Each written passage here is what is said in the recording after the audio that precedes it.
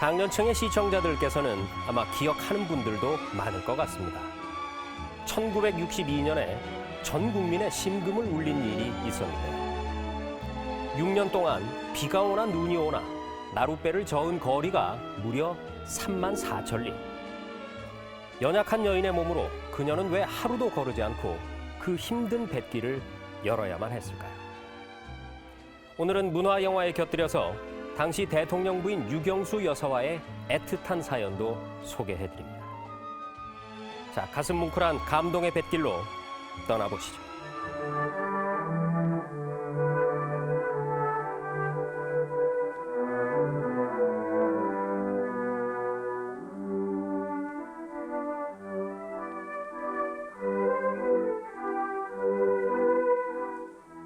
안개처럼 자욱이 서린 남빛 새벽이 거쳐지면 섬 아이들을 실은 나룻배들이 학교가 있는 육지를 향해서 아침 햇살을 헤치며 이곳저곳에서 바쁜 노를 젓기 시작한다.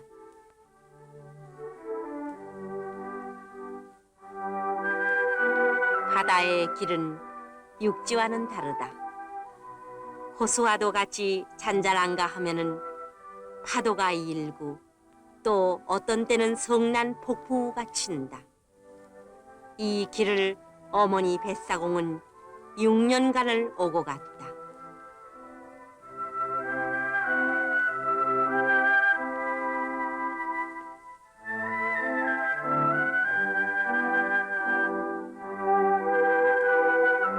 어머니 뱃사공이란 여수 남국민학교에 다니는 숙현이의 어머니 박순희 씨를 말한다.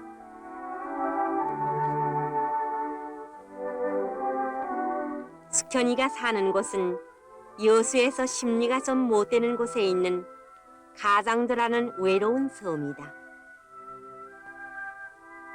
그 섬에서 학교에 다니는 아이는 숙현이밖에는 없다. 그래서 숙현이는 다른 큰 섬의 아이들처럼 나룻배를 타지 못하고 외롭게 자기 집 적은 배를 타고 학교를 다녀야만 했다. 그것도 아버지가 병환이라서 어머니가 노를 젓는 것이다.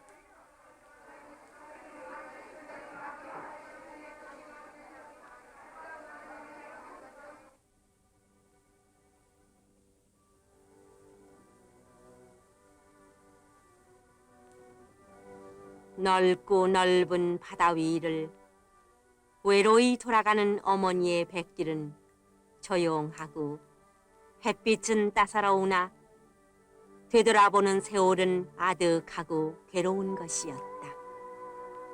가슴을 설레이면서 반대하는 남편 몰래 딸을 국민학교에 입학시키던 일도 어제만 같다.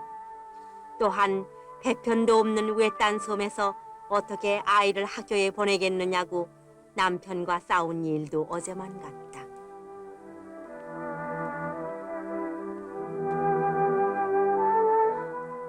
일 년, 2년, 3년, 그리고 5년. 세월은 숱한 괴로움과 즐거움 속에 비바람과 함께 흘러갔다.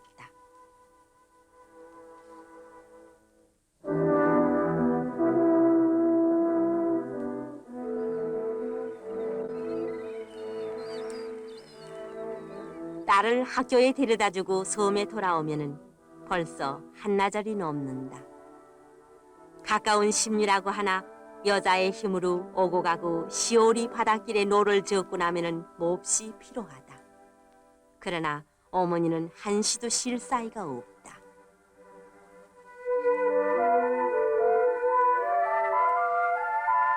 어머니가 이 섬에 시집 올 때에는 남편의 건강도 좋았고 집안 살림살이도 적은 섬이나마 제일 나은 편이었다.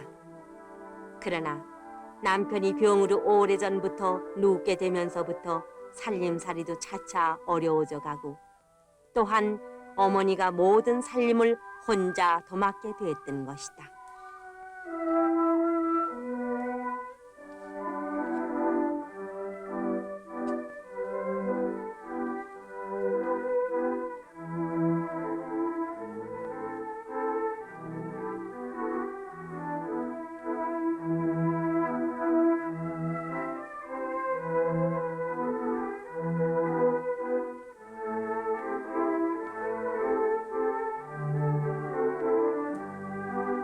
어려운 생활 속에서도 어머니의 유일한 낙은 무엇보다도 딸 숙현이가 다른 아이들처럼 학교에 다니는 것이었다.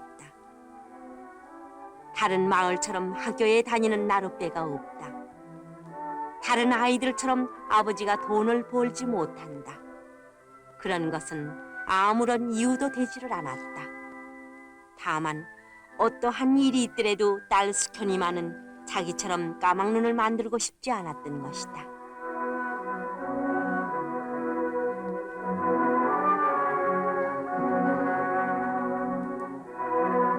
어머니는 딸을 말없이 반긴다. 라디오도 시계도 없는 외딴은 섬이라 때로는 어머니가 먼저 와 나루터에서 숙현이를 기다리고 때로는 숙현이가 어머니를 기다린다. 저녁 노을이 한박 깔린 바다 위에 어두움이 스며들면은 이곳 적은 섬에도 밤이 찾아온다. 밤은 깊고 고요하나 어머니의 마음은 지금도 내일의 뵙기를 염려하는 것이다.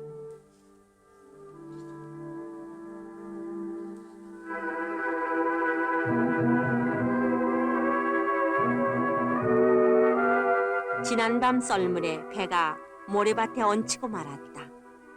밀물이 되어 배가 뜰라면은 아직 멀었다. 어머니는 학교 시간이 늦을까봐 걱정이다. 병든 아버지도 이런 날은 보고 있을 수만 없었다. 악을 쓰며 배를 밀어내는 모녀의 얼굴이라든지 먼 바다 위로 사라져가는 모녀의 뒷모습을 바라볼 때마다 아버지의 마음도 좋기 안타까웠다.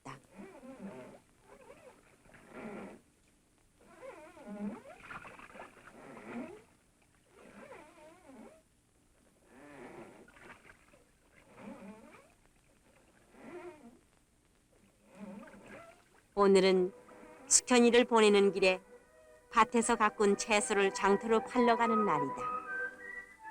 이런 날이면 숙현이는 무엇인지도 모르게 즐거웠다. 어머니 혼자 먼 바다 위로 돌아가는 것보다 이렇게 같이 고개를 넘는 것이 한없이 즐거웠다.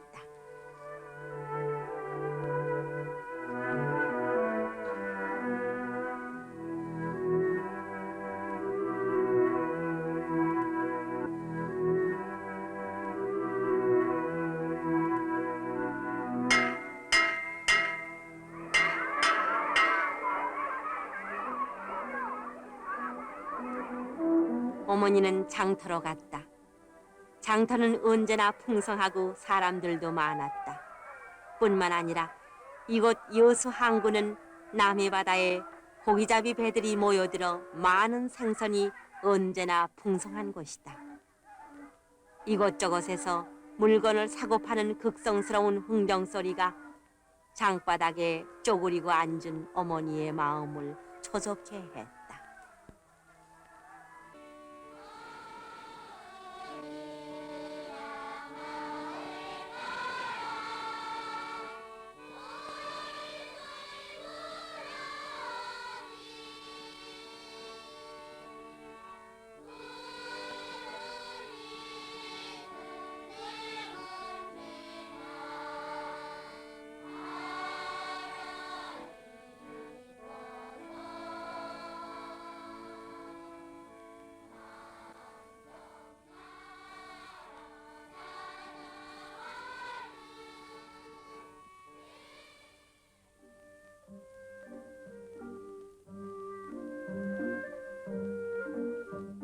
채소를 팔고 난 어머니는 먼저 남편의 약을 사야 했고 또한 오래도록 벼르던 숙현이의 신발을 오늘은 꼭 사야 했다. 아무리 없어도 떨어진 신발을 신길 수는 없었다.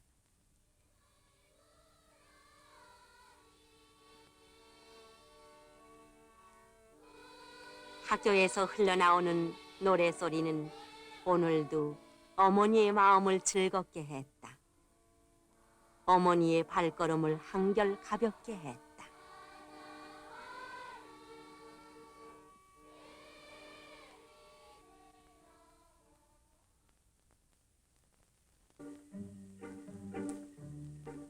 어머니의 할 일은 많았다.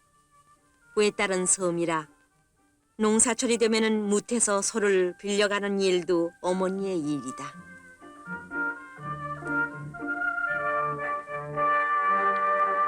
이 섬에는 벼를 심는 노는 없고 얼마 되지 않는 밭밖에는 없다.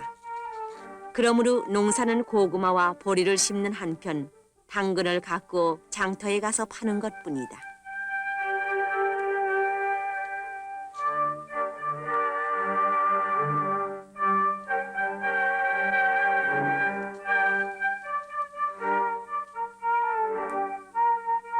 비가 올 것 같다. 어머니는 비옷도 없이 학교로 간 숙현이가 걱정이 된다.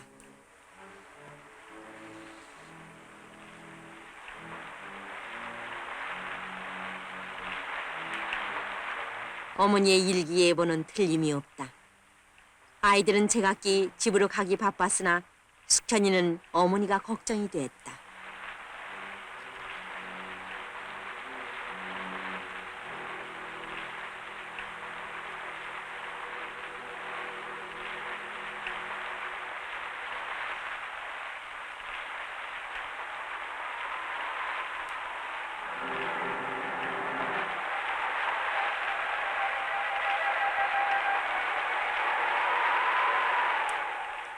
이런 날이면 담임 선생님은 의뢰의 숙현이를 나루터까지 바라다 준다.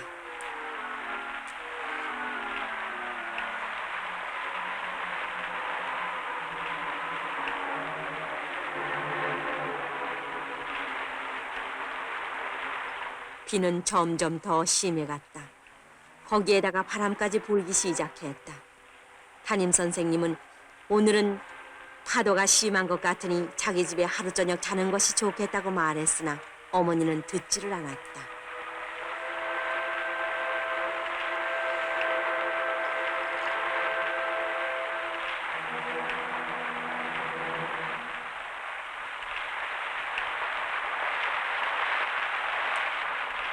기나긴 풍상 속에서 오늘 같은 바다를 한두 번 만난 것이 아니다.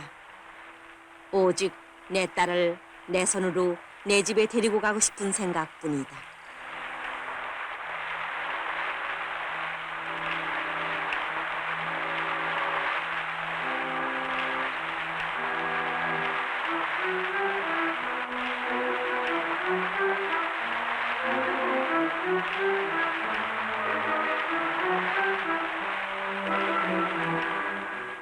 어머니는 마음속으로 빌었다. 큰 바람만 불지 말아줬으면, 큰 물결만 일지 말아줬으면 하면서 있는 힘을 다해서 노를 지었다.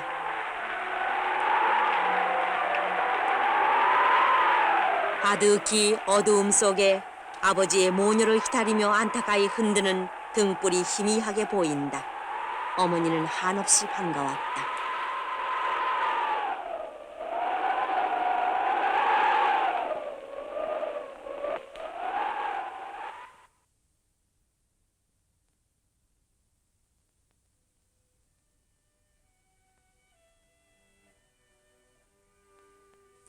집에 돌아온 어머니는 비바람에 지쳐 아무런 말도 없다. 다만 몇 해 전 오늘 저녁과 같은 밤에 조난을 당해서 어느 섬에서 두 모녀가 밤을 밝힌 쓰라린 생각이 아직도 마음속에 생생할 뿐이다.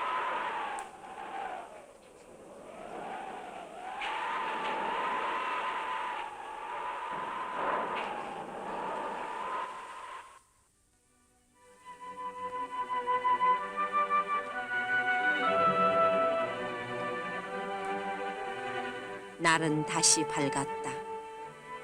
바람은 잔잔하고 하늘도 맑았다. 그러나 간밤 태풍에 어머니의 생명과도 같은 배가 없어지고 말았다. 두 모녀는 미친 듯이 섬을 헤매어 보았으나 잔잔한 바다 위에는 부서진 몇 조각의 나무 토막밖에는 없었다.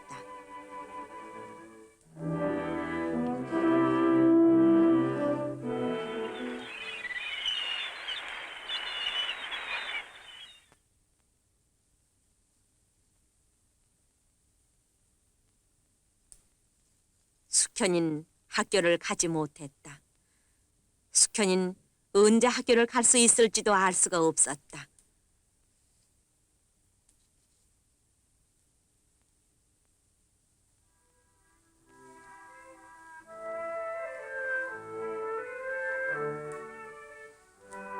태풍이 가신 뒤에 섬에 반가운 손님들이 찾아왔다.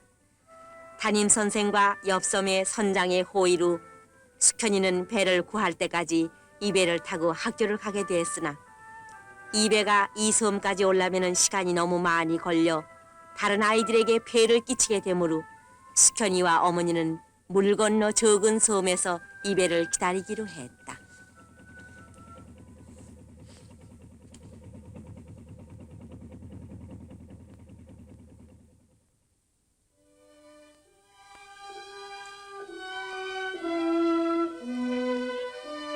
물 건너 적은 섬이란 숙현이의 섬의 옆섬인데 물때가 좋은 썰물이라야 건너갈 수가 있는 곳이다. 그러나 썰물의 시기는 밤중일 때도 있다. 이럴 때이면 어머니와 딸은 밤중에라도 그 물을 건너야 했고 학교가 끝나면 또한 밤 늦게라도 물 건너 마중을 가야 했다.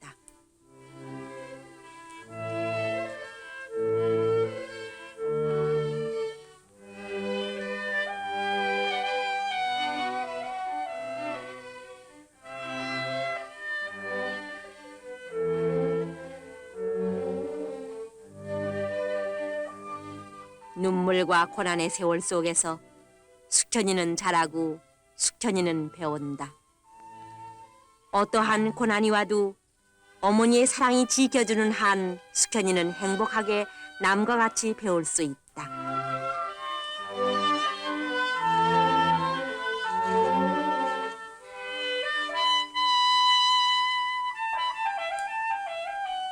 오늘은 어머니가 새배를 구하는 날이다. 이제 내일부터는 어머니와 같이 배를 타고 다닐 수가 있다. 숙현이는 학교에서 한숨도 쉬지 않고 나루터까지 뛰어왔다. 어느 때보다도 노을이 짙은 나루터에는 벌써 어머니가 숙현이를 기다리고 있었다.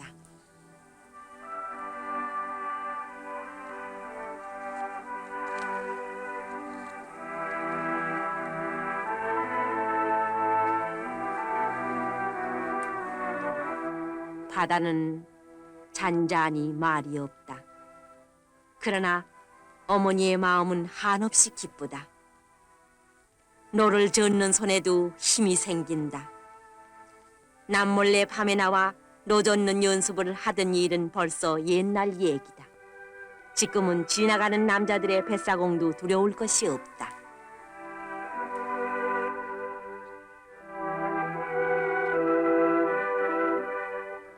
어머니는 맑고 높은 먼 하늘을 우러러보았다. 그 맑고 높은 하늘 위에 멀지 않는 날의 보람있고 눈물겨운 영광을 바라보면서 어머니는 다시금 노젓는 손에 힘을 주었다.